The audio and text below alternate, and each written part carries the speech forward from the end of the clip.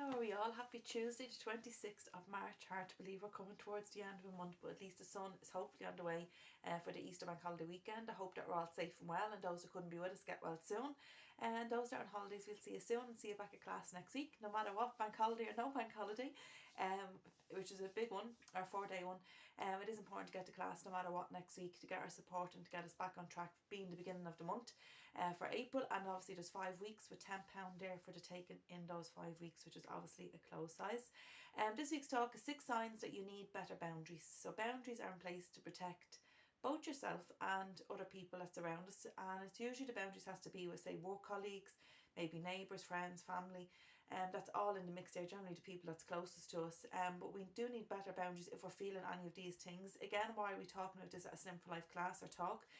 Is because these can be triggers to make us overeat, overindulge in the wrong type of food. And I always say never to let a person win twice by, number one, that they make us feel these things, these emotions, whether it's good, bad, happy, sad, angry. Then they make us eat our emotions. Then we might miss a class. Then the scales goes up. Then clothes gets tight. Then our mood is affected. So it's a very vicious cycle till we intervene and stop that. So first what we have is guilt for not doing enough. So enough according to who, as they would say. But we can feel guilty that we're not doing enough. Maybe family or friends are making ourselves more available. So therefore we start bending ourselves backwards to make ourselves available, but not really keeping our own happiness in mind and that as our own priority. So it is important to not feel that guilt for not doing enough. You can only do what you can do, to know your capabilities, put that boundary there. It always reminds me when we're in a research group or peer group and we're talking about these different things, it always reminds me of that film Dirty Dancing, where they're practicing the dance and she says, this is my space and that's your space. And that's very important, to have our own space, have that boundary, that invisible line that's there. But sometimes over time that we're great, we set the boundary, but then we slowly let it come back and people come in on that, and then we just have to reinforce those boundaries in there. It's like it's after weathering a storm. The second one then is resentment from doing things that you don't want to do. So we've all been there, that we've said yes and we didn't really want to say yes. All we wanted to say was definitely a big no. So that resentment can be in there. That means that we do need to set boundaries if we find that we're jumping in, saying yes at everything, or every phone call or every meet up that we were asked to do something or make ourselves available, that we jump in and say yes, but later on we regret it and we wish that we had said no. That boundary then definitely needs to be reinforced for the resentment one. The third one then is loss of sense of self, which is quite a deep one in this 6, because others so often dictate what you treat as important. So that's how we can lose ourselves in life, general stages of our life, that we can lose ourselves, or we feel that we lost our identity due to circumstances, maybe change of job, maybe having children. All that is in the mix, but because others so often dictate what we treat as important. Okay, so that is important, really, that people understand what is important to us,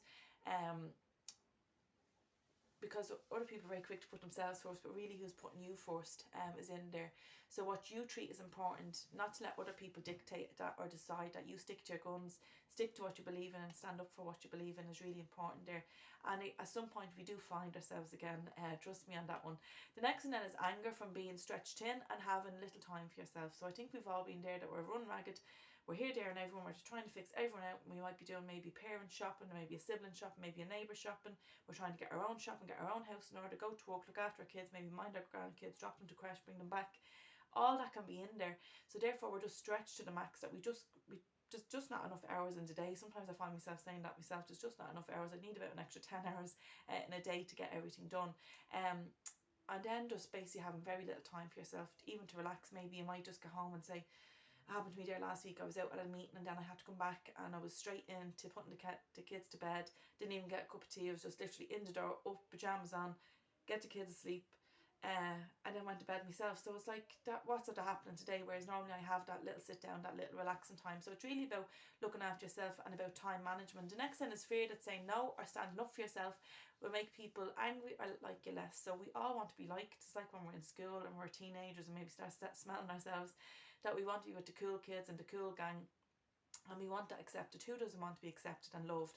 But that fear that saying no or standing up for ourselves will make people angry, or they won't like us less, or they might not invite us to the next event or the next holiday or the next weekend away or different things because of what our opinion is. So don't be afraid, don't have that fear to stand up for what you believe in, and stand up for yourself, or saying just no. And we don't have to get into the big elaborate excuses. I always say, I think that's a real Irish thing, that we have to say no because X, Y, Z, and then we have this big story to tell.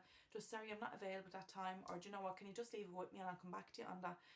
Not to jump in and be that people please and that yes person. Our last name is exhaustion from doing so much. So I think we all would have suffered that at some stage, that just exhaustion, that just wiped.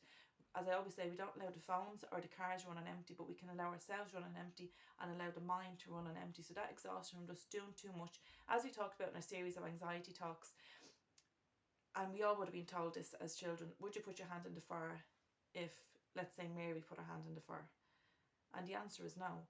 So why do we feel that we have to be run ragged like a headless chicken just because everyone else out there seems to be just running mad, headless chicken, as I said, going around and stress and go, go, go, go, go.